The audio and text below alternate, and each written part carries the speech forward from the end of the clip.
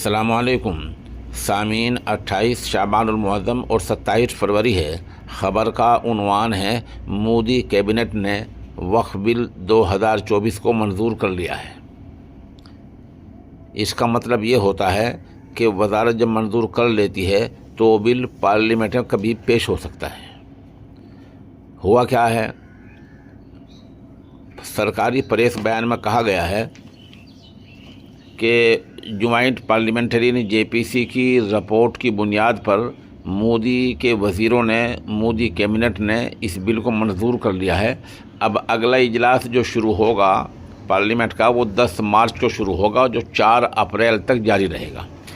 10 मार्च से 4 अप्रैल तक किसी भी वक्त ये वक्फ बिल 2024 तब्दील शुदा कभी भी पेश हो सकता है।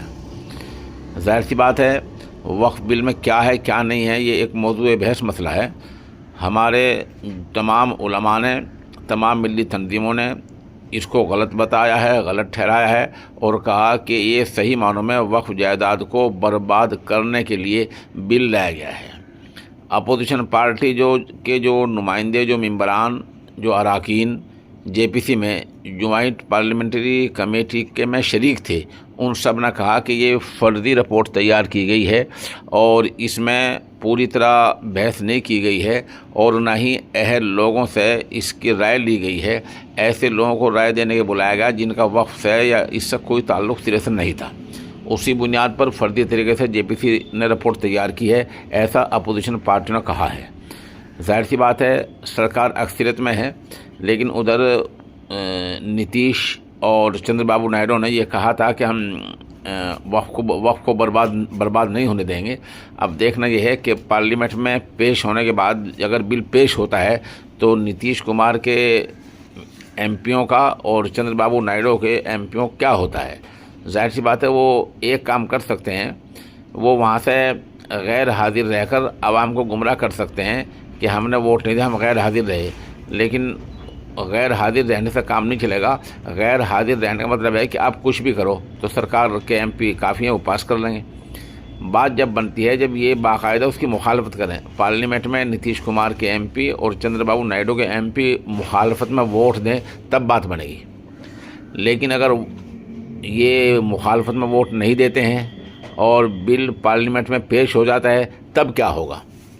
तब जाहिर सी बात है बिल पास हो जाएगा और फिर हमारी मिली तंजीमों के पास में अदालत के अलावा कोई रास्ता नहीं बचेगा, सुप्रीम कोर्ट में जाने का रास्ता रह जाएगा। वजह उसकी है कि कोई भी बिल इस तरह पार्लियामेंट में पेश होता है और पूरी कौम को नज़रअंदाज कर दिया जाता है तो सुप्रीम कोर्ट सुनता है। इस बिल में इस तरह नज़रअंदाज किया गया है कि जो मुस्लिम पर्सनल बोर्ड ने, जमीयत उलमा हिंद ने या और मिली तंजीमों ने जो बहुत सोच समझने और बहस मुबाहिसे बाद मशवरे दिए हैं उनको पूरे तौर पर नज़रअंदाज कर दिया गया है। 3-4 बातें ऐसी थी जो उनके बारे में अभी मामला गोल मोल है। मसलन गैर मुस्लिम मेंबरान का वक्फ बोर्ड में लाना। अब गैर मुस्लिम मेंबरान वक्फ बोर्ड में क्या करेंगे? वजह इसकी यह है कि वक्फ का ताल्लुक़ खालिस अहले इस्लाम से है।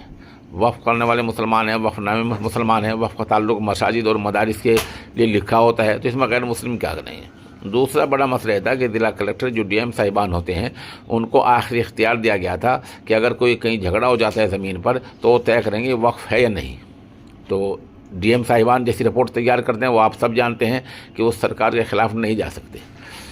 और उसमें और बात भी कई बातें ऐसी हैं, वक्फ यूज़ वक्फ के लफ्ज़ की जो इस्तिलाहें हैं उनके बदलने की बात की गई है।